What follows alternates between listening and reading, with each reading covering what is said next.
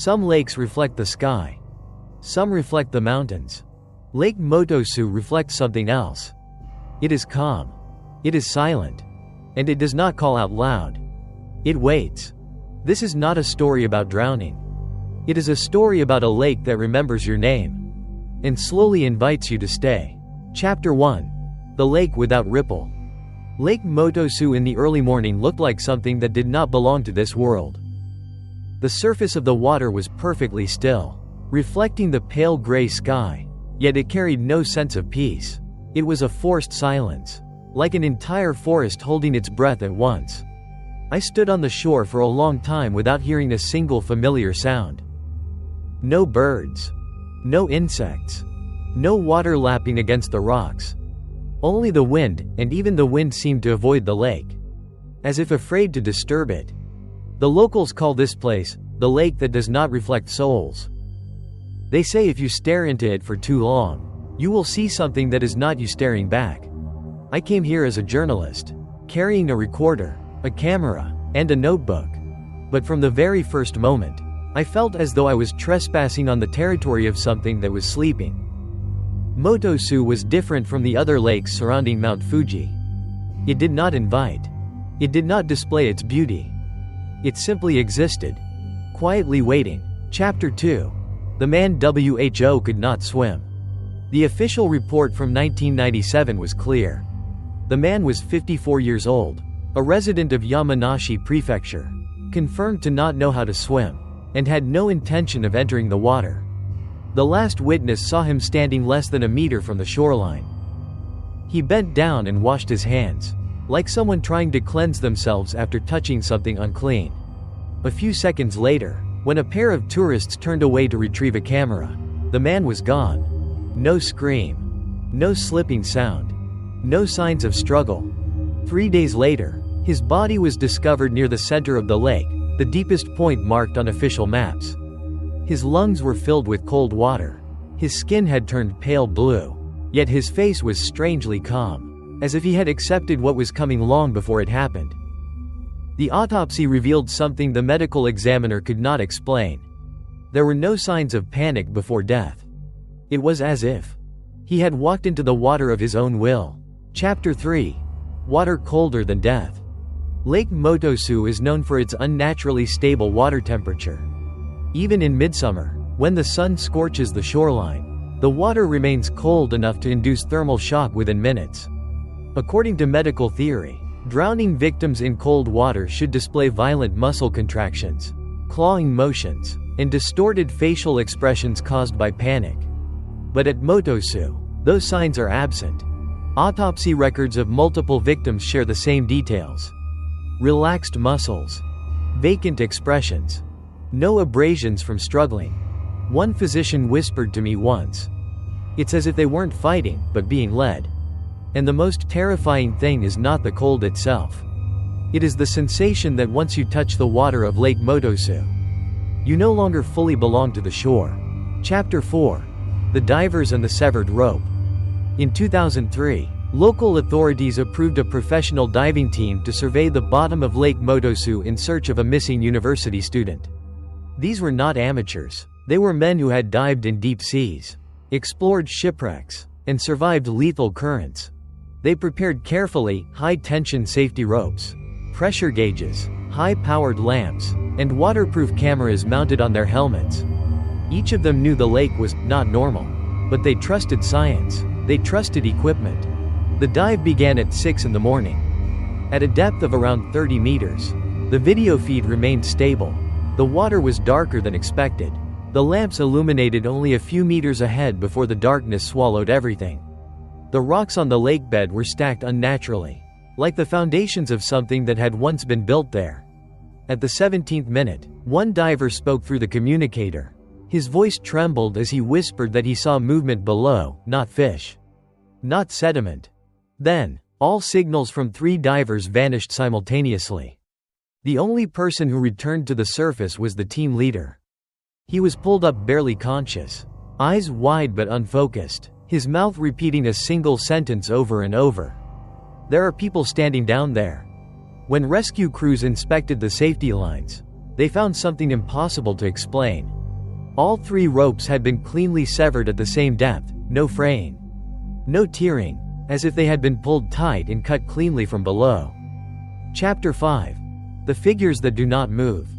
The final footage from the divers' helmet cameras is stored in a local archive and is rarely shown. I watched it. The image shakes gently as the diver descends. The lamp sweeps across sediment-covered rock. Nothing unusual, until the light reaches an empty space. There, on the lake bed, stood shapes that resembled human beings. They were upright, neither floating nor sinking. Their clothing looked old, from another era. Some wore garments resembling early labor attire. Others looked like women in traditional dress. Their hair drifted softly in the water, yet their bodies remained completely motionless. No bubbles, no biological movement. The camera zoomed closer. One of the figures turned its head, not by moving its body, but by shifting its gaze.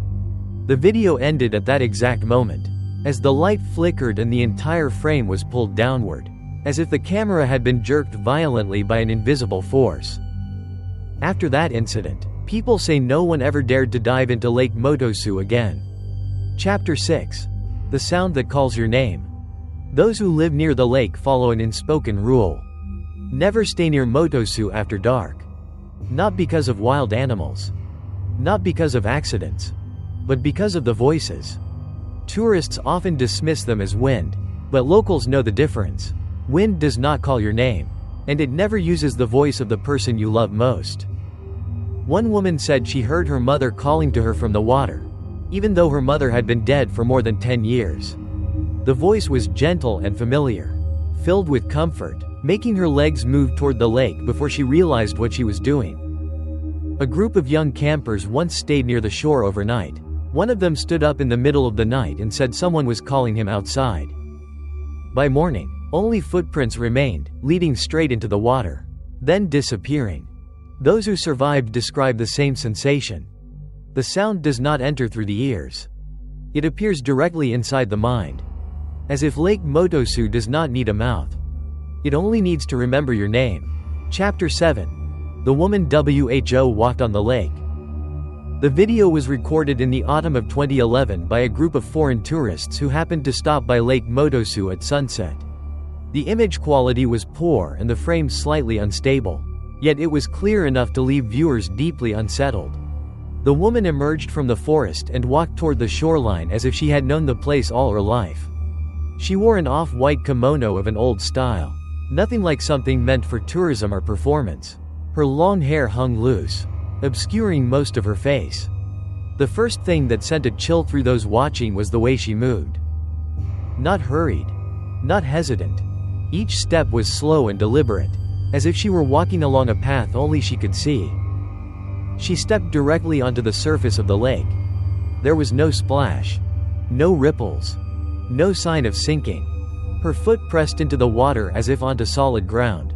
The surface dipped slightly, then immediately returned to perfect stillness, as though it had accepted her weight long ago. The person filming began to breathe heavily, whispering in panic. Another broke down in tears, saying they should not be watching this. The woman stopped at the center of the lake, her back to the shore. She stood there for a long time, long enough for the warm colors of sunset to fade into a cold gray. Then she stepped downward, not sinking, but descending, as if walking down invisible stairs leading into the heart of the lake. The moment her body disappeared beneath the surface, the video feed cut out. When the tourists ran to the shore, the lake had already returned to its calm, unbroken stillness, as though no one had ever been there. Chapter 8. The night I stayed. I knew I should not stay. The lake guard had warned me. The locals avoided the area. Even the tourist signs advised visitors to leave before nightfall. Yet something held me there. Not curiosity, not courage, but the feeling that if I left then, the lake would not let me go.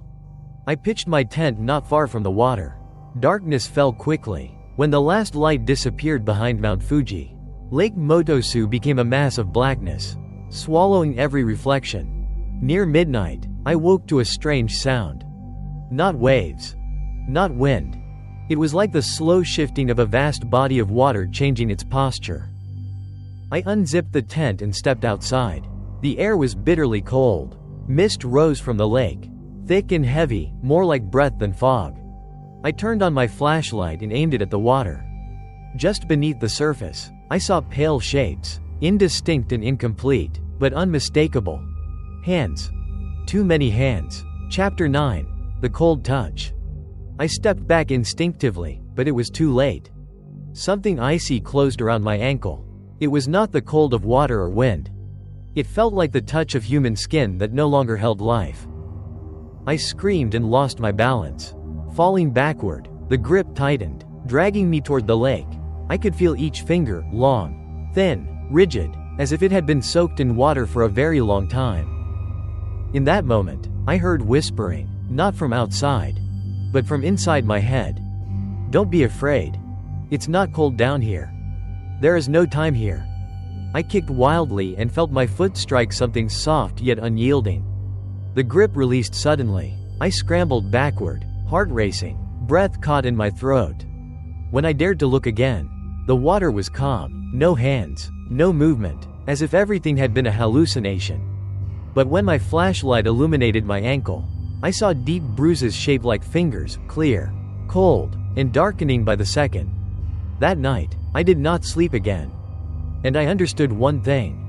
LakeMotosu had touched me. Chapter 10. The Dream Beneath the Lake. When I finally drifted into sleep, it did not come as rest. It pulled me downward.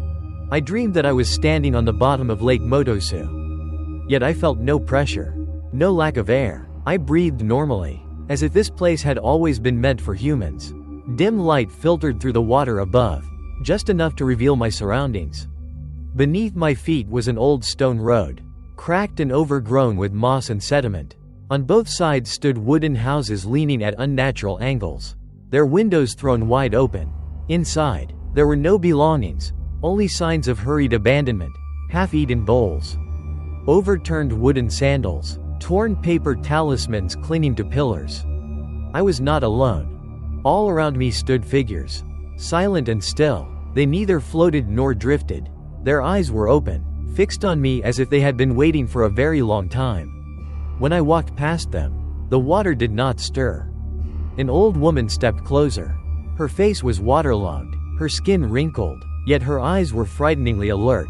She placed a hand over my chest, where my heart was pounding. "We are not dead," she whispered. "We are only staying." I woke in a panic, my body drenched in sweat. Yet the weight of the lake floor still pressed heavily against my chest. Chapter 11. The researcher WHO disappeared. Years earlier, a prominent geologist had published a controversial study about LakeMotosu. He claimed that the lakebed was not a stable surface but a network of deep fractures connected to underground channels beneath Mount Fuji, structures capable of absorbing matter and sound. In his final interview, he said something that left listeners uneasy. The water in Motosu does not remain still. It moves vertically. 3 days later, he vanished. His rental car was still parked near the shore. His laptop sat on the passenger seat. His measuring equipment remained active, recording abnormal fluctuations beneath the water. There were no signs of struggle, no farewell note. In a notebook recovered from his lodging, the final entry was written in hurried, trembling script. "It isn't the lakebed that's collapsing. It's the water opening." After that, his research was sealed away. Chapter 12. The Lake Without a Bottom. Modern sonar equipment has been deployed at LakeMotosu multiple times in an attempt to map the lakebed more accurately. Each attempt only deepened the mystery.